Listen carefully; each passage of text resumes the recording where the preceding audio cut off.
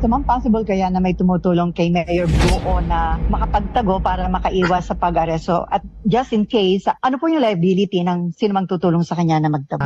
Mas-serva ng warrant of arrest dahil hindi mahanap, then of course, posible na may mga magtatago sa kanya o nagtatago sa kanya. At kung ganoon, posibleng matanong din sa kanila kung hindi ba sila guilty ng obstruction of justice. So, bago tayo magpatuloy, kung gusto mo ng mga ganitong content na may kasabay kayo sa panonood, subscribe nyo na ako. This is Boy Sausaw, ang Sausawero sa issue ng iba. At shoutout na rin sa may-ari ng video na to, walang iba kundi si Viral Broadcast PH na may pamagat na Mayor Alice Guo, Nancy Gamo at Dennis Cunanan nagsalita na kung sino ang mga hudas na nagpatakas. So, shoutout rin sa ating mga solid viewers, mga silent viewers all over the world. Shoutout na rin sa mga viewers natin from Canada, California, USA, Japan, at kung saan-saan pa. So, wag natin patagalin pa. Let's go! Simulan na natin. Kumusta po mga ka-viral? Welcome back ulit sa aking YouTube channel. Panibagong update ngayon sa kinaroroonan ng suspended mayor na si Alice Guo at ng 6 na iba pa na merong arrest order sa Senado. Wala ng Alice Guo na sisipot sa Senate hearing at mahuhuli sa arrest order na iniutos ng Senado kina suspended mayor ng Bamban na si Alice Guo at ang 6 na iba pa na nahaharap sa mga kasong kriminal. Ang sabi niya, wala na. So meaning, may nagpatakas or pinatakas. Di ba? Alin kaya sa dalawa? Tumakas, o tatlo pala. Tumakas, nagpatakas, or pinatakas. Sige nga, comment nyo nga sa comment section. Civil, administrative at AMLA kaugnay sa operasyon ng illegal na pogo at bilyon-bilyon na transaksyon sa account ni Alice Guo. Dahil posibleng nakatakas na sila sa ibang bansa.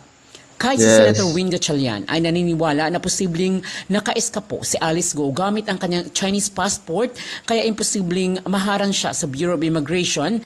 Kahit may utos na ang korte ng lookout order kina Guo at mga kapatid nito sa mga magulang nito pati na rin sa dating Technology and Livelihood Resource Center Deputy Director General Dennis Cunanan na patuloy pa rin pinaghahanap ng Office of the Senate Sergeant at Arms or ORSAA.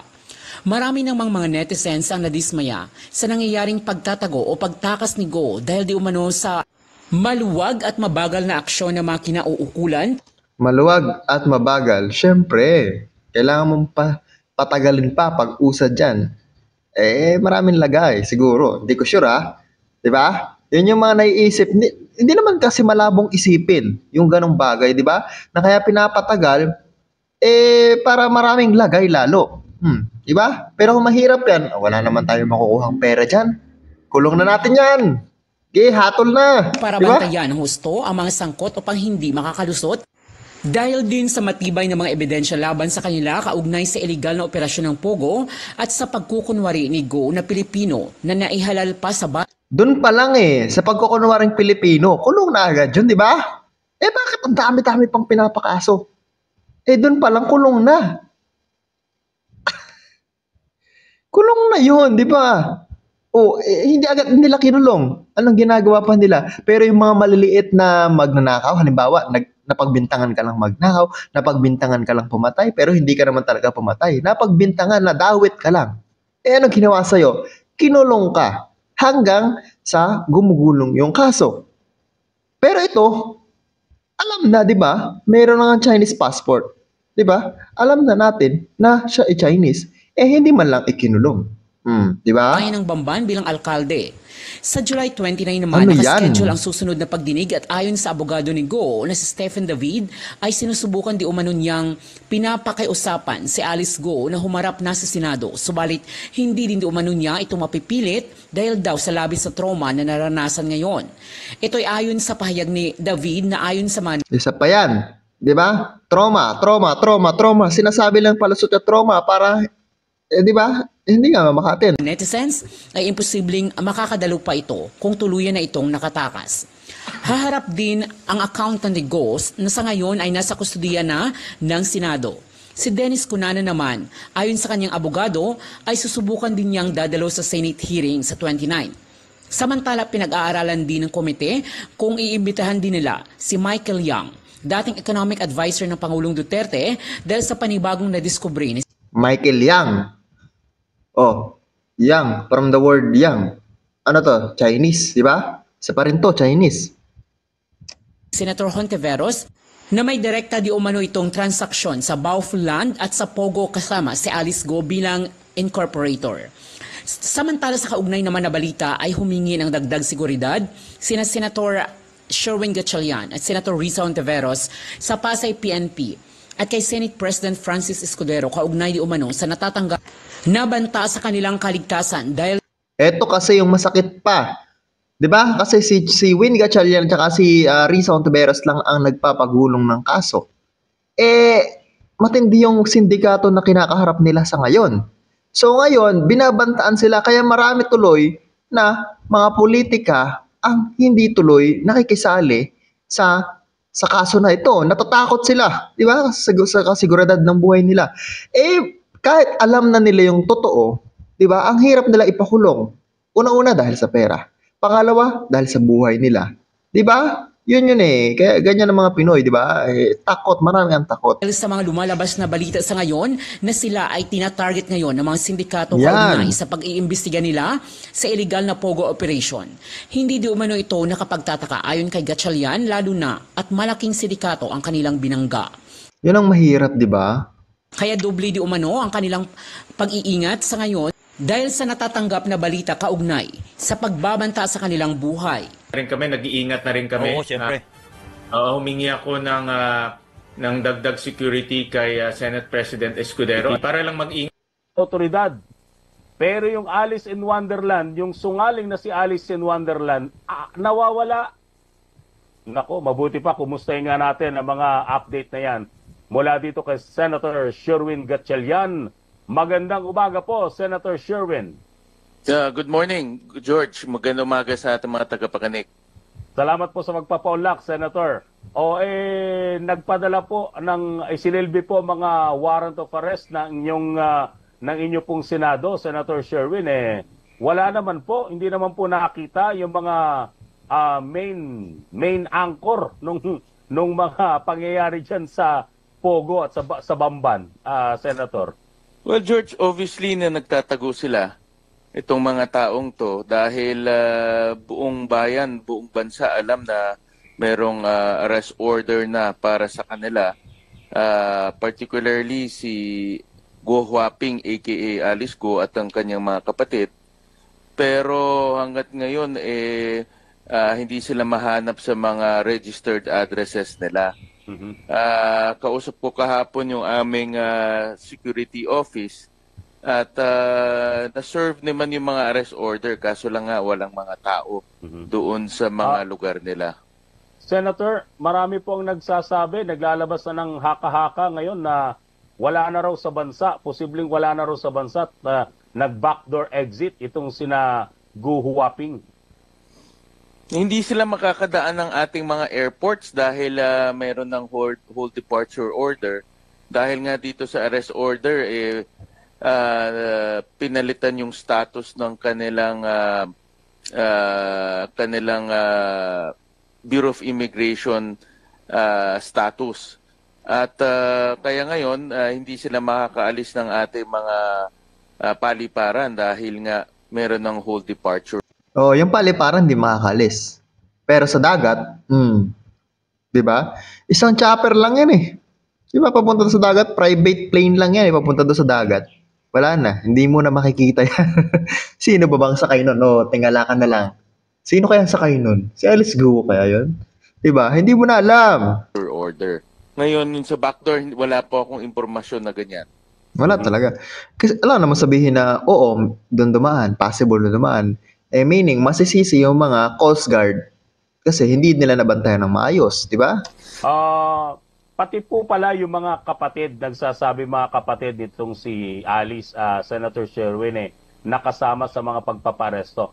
Bukod po sa sinasabing pag-aabuso nila sa late registration scheme, ano po kaya ang mabigat nilang kasalanan? Bakit sila kinakailangan pa-aresto? Una, dahil inibitahan sila ilang beses para dumalo sa pagdinig at para magbigay linaw sa mga pangyayari. Itong mga kapatid niya ay nasa registration rin ng mga korporasyon. particularly si Sheila Guo, ang pangalan niyan ay nasa ilan sa mga Guo-related family businesses. At isa sa mga gusto natin malaman ay yung mga relasyon at itong mga transaksyon nila. Lalo na lumabas na yung AMLAC report kung saan nagsasabi nga may money laundering involved, no, dito sa Pogo. Kaya inibitahan natin sila pero binaliwala nila yung imbitasyon. At pag binabaliwala po yung imbitasyon ng Senado, wala pong ibang paraan ng Senado kung hindi mag-issue ng arrest order. Pero yun nga po, bagamat sinasabing member sila ng mga illegal corporation na ito, meron na rin po bang direktang makakapagpatunay na sila talagang hands-on din sa mga operasyon ng mga illegal pogo na ito, Senator? Yan ang aming gustong malaman dahil nga may pagdinig at dahil hindi nga sila pumupunta, hindi rin namin malaman kung ano ba yung kanilang partisipasyon. Yung mga ganitong pagdinig, ang importante ho dito ay marinig yung iyong panig at binibigyan ng pagkakataon yung mga resource person para magbigay ng kanilang nalalaman.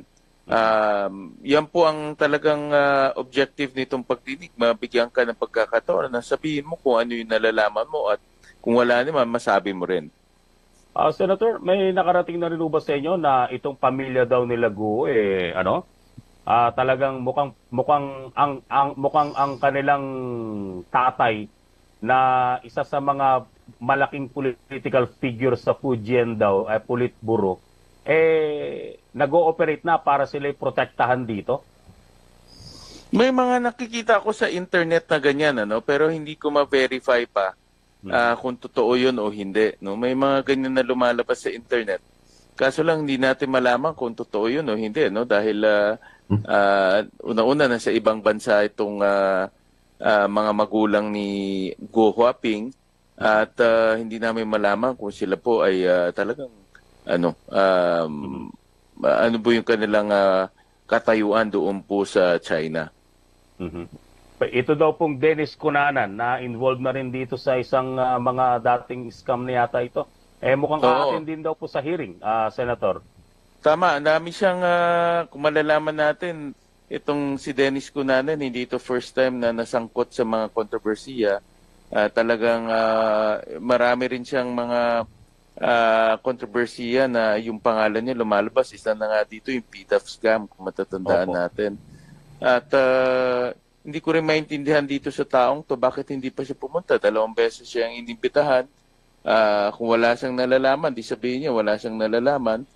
Pero 2 beses siyang inisnab ang Senado. At hindi naman pwedeng ganun dahil nga hindi magiging kumpleto yung aming pagdinig kung hindi pupunta yung mga resource persons. Kumusta po ba ang kalagayan din ng isang accountant ni Nancy Gamo? Accountant ito, malamang marami siya nalalaman talaga. Patungkol sa mga kaperahan nitong si Alice. Correct. Tama. At sinabi niya naman sa mga interview, isa yata sa inyong himpilan na interview siya. Opo. Kaya nga sinasabi namin, hindi siya makapunta sa hearing, pero nagpapa-interview siya sa maraming sa maraming radyo. At kaya napilitan ng Senado mag-issue ng arrest warrant. Pero so far, okay naman siya at meron naman tayong full-time na doktor na nakatutok sa kanyang kalagayan. Kasama po ba na isunomon, kasama na po ba nitong si Nancy yung mga dokumento na pwede niyang ipakita sa inyo? No, kasama na ho yan. At kaya nga ang payo namin sa kanya, magsabi lang ng totoo kung ano nalalaman niya. Dahil gusto rin natin malaman ang katotohanan. Ayun, Ang hirap no? Yung mga tauhan ni Alice Guo, kapag kasi nagsalita yan, kaya natatakot yan, nakataya dyan yung buhay nila. Kaya, alam niyo yun, medyo naiintindihan ko yung sitwasyon nila, kaya ayaw nila humarap dyan sa Senado. Kung sakasakali nga lang, ayaw nila humarap sa publiko, di ba? Kasi, someday, kapag kasi yan ay nagsalita against kay Alice Guo, baka mamaya tumihaya na lang yan, di ba? Kasi nga, sindikato itong kinakalaban nila. So, alam niyo yun? Kaya mahirap maglabas na impormasyon at nakakaawa yung mga tauhan ni Alice Guo, no? Tauhan lang naman sila, di ba? Yung pang isang ano doon, tsaka ang vital din doon, kung sino ba talaga mga nakikinabang ngayon dito sa mga sinasabing yaman nitong si Guo. Yun, ito yung magandang tanong. Di ba umalis na si Alice Guo? Ito yung nasa isip ko rin to matagal na Umalis na siya. Ang daming na-freeze na account niya. Di ba? Sa account niya, daming pera, bilyong peso. Di ba? Ngayon, saan kaya mapupunta yung mga yaman ni Alice Guo? Sige nga, comment nyo nga sa comment section kung kanino kaya yun mapupunta. Di ba? May naisip kaya kayo? Wala akong sinasabi dyan, ha? Baka kung ano isipin nyo sa akin na kung ano-ano. Tuloy natin. Tama ho yan. At kaya nga tuloy-tuloy pa itong aming investigasyon dahil una yung AMLAC case kakalabas lang. At yan ay medyo makapal, no, yung kanilang final at hinihimay pa namin isa-isa itong AMLAC report. Yun hong mga abogado, yung law firm, definitely may imbitahan din po. Parang lumalabas po kasi na parang itinatago daw nila itong si Guo Huaping. Hindi ko lang alam kung ano ang papel na ginagampanan ng kanyang abogado dito sa paghahanap kay Guo Huaping, pero bilang abogado at bilang taga patupad ng batas, magandang payuhan niya yung kliyente niya na mag-surrender nilang voluntarily. No, dahil ito namang arrest order ay parte ng ating proseso, parte ng kapangyarihan ng Senado, at mas maganda imbes na magtago ay mag-surrender na lang para harapin itong mga katanungan. Yung pag ganitong pagtatago, isa lang ang ibig sabihin, guilty ka eh. Yes. Wala ka naman tinatago, pwede ka naman humarap. No? Tsaka hindi pa naman to korte na hahatulan ka. Ito ay para lang sagutin mo at bigyan ka ng pagkakataon na sagutin yung mga katanungan. Ang problema nga nito, wala ka nang maisagot. Sabihin lagi sa'yo, hindi ko po alam, Your Honor, hindi ko po alam. Ano gagawin? Wag na lang umattend, di ba? Itutuloy nyo pa rin po ba ang pagdinig sa kabila nung sinasabing kaso na inilatag nila sa Korte Suprema para ipatigil ang mga pagdinig na ito ng Senado, Senator? Wala pa naman desisyon ng Korte Suprema at kung babasahin natin yung body language ng Korte Suprema, nag-iingat rin sila dahil nga meron tayong separation of powers between the legislative and judicial branches at meron sarili tayong mga papel na ginagampanan at yan ay hindi natin, kumbaga hindi pinapakalaman ang isa't isa dahil nga sa mandato na ibinigay ng ating saligang batas. Yes. Siguro ang talagang primary concern dito ng Korte Suprema ay kung meron bang karapatang naapakan. Correct. Po ba, Correct. may karapatan po ba kayong naapakan sa base sa inyong pagtingin? Di ho ba? Wala naman? Wala naman dahil ilang beses na kami nagkaroon ng pagdinig at hindi lang naman to ang first time na nag-i-issue ang Senado ng arrest order. Kung matatandaan natin, maraming nakukontempt, maraming nakukulong, maraming naaresto. Kaya ito ay normal procedure lang ng Senado, hindi ito bago at wala naman pinipiling tao. Ito po ay bahagi ng trabaho at bahagi ng mandato ng Senado. Yun. Ay nga po pala, uupo na ang inyong kaibigan, ang inyong kachokaran na si Senator Sani sa DepEd. Anong pong tingin nyo sa kanya magiging pamumuno sa Education Department? Napakagandang selection si Senator Sani at ngayon Secretary Angara na. Una pa man, advokasya niya ay edukasyon, nanggaling yan sa kanyang ama, ipinagpatuloy niya. At talagang hindi natin pwedeng tawaran yung kanyang karanasan at yung kanyang educational background. At dahil membro rin siya ng EDCOM, kung saan ako ay membro rin, alam niya na kung ano yung mga problemang dapat harapin. At meron na rin solusyon dahil sa EDCOM pinapag-usapan rin namin solusyon. Kaya ako, kampante ako at tiwala ako na marami siyang magagawang magaganda at maiayos niya kaagad yung problema natin sa sektor ng edukasyon. Bilang naging local chief executive din ng Valenzuela noon, Senator Sherwin,